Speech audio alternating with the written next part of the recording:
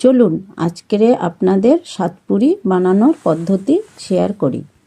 এখানে আমি নিয়ে নিয়েছি 2 কাপ ময়দা, সামান্য সাদা তেল ও লবণ।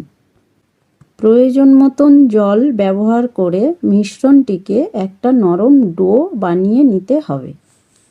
একটি পাত্রে ময়দাকে জল দিয়ে গুলে নিয়ে আঠার মতো বানাতে হবে। এবার ডোটি থেকে লেচি কেটে লুচির মতো সাইজে বেলে নিতে হবে।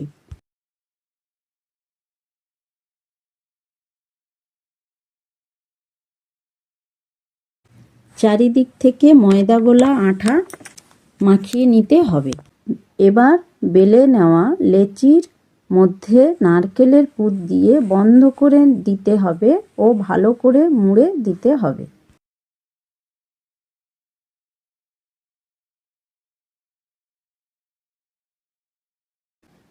একই রকমভাবে সবগুলি মুড়ে নেওয়ার পর কড়ায় সাদা তেল গরম করে সাতপুরিগুলি ভেজে নেব।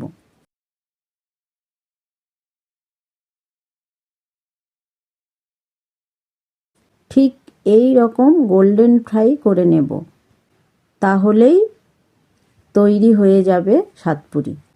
এই শীতে বাড়িতে অবশ্যই ট্রাই করবেন।